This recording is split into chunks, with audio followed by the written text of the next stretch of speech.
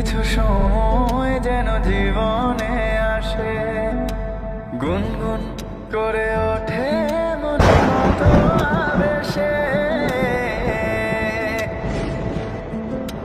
মধুর কিছু সময় যেন জীবনে আসে, গুনগুন করে ওঠে মনে কত আবেশে।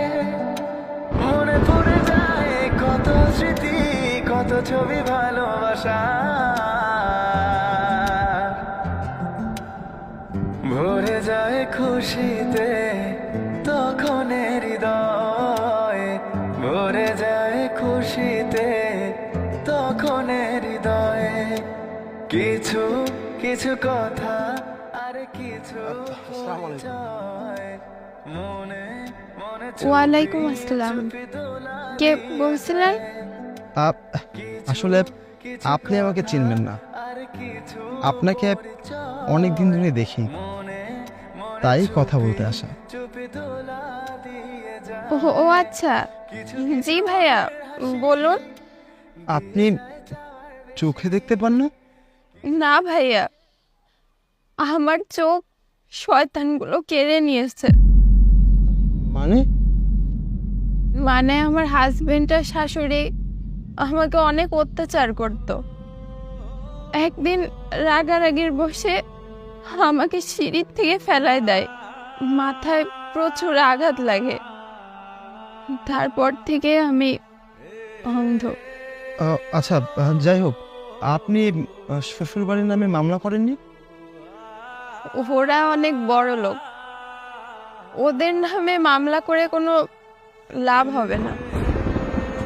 ওরা তো চাই আমি যেন ডিভোর্সটা দিয়ে দিই, তাই ওদের চাওয়াটারই পূর্ণতা দিয়েছি। আসলে সমাজে অনেক মেয়ে আছে যারা শ্বশুরবাড়ি করতে নির্যাতিত।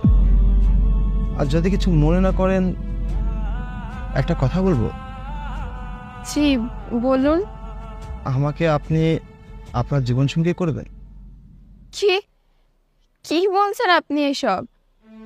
আমি তো একে ডিভোর্সি, তার উপরে আমার বাচ্চা আছে, তার উপরে আমি অন্ধ। আপনি কি বলতেছেন এসব? আমি জানি সেটা, ভালোবাসাগুলো জানেন এসবে আটকায় না, ভালোবাসা আটকায় তো মায়াতে। আমি না আপনার মায়ায় পড়ে গেছি।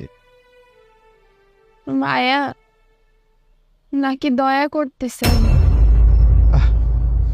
আসলে ভালোবাসা যার প্রতি জন্মায় তার প্রতি কখনো দয়ার সৃষ্টি হয় না, মায়াই কাজ করে। আমি তো আপনার মায়া পড়ে গেছি, এখন আপনাকে আমি আমার মায়া ফেলাতে চাই। দেখুন, এসব নাটক সিনেমাতে মানায়, বাস্তবে না। দুনিয়াটা তো নাটকের রঙ্গমঞ্চ, এই মঞ্চে আমি আপনাকে আমার নায়িকা হিসেবে চাই। কবি মনে হচ্ছে আপনি। না, খুব খারাপ একটা মানুষ, তবে কারোর মায়া পড়ে কবি হয়ে গেছে। হয়েছে হয়েছে, থামুন। অনেকক্ষণ থেকে আপনার বকবকানি শুনছি। যেটা কখনো সম্ভব না সেটা নিয়ে কথা না বলাই ভালো। আমি চাই না আপনার ভবিষ্যৎটা নষ্ট হোক। আর কখনো আমার পিছু করবেন না, তাহলে কিন্তু আমার মরা মুখ দেখবেন। আমি এখন আসি।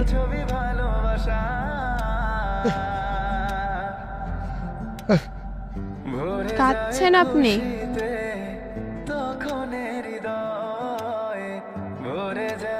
আপনি আসলে একটা পাগল।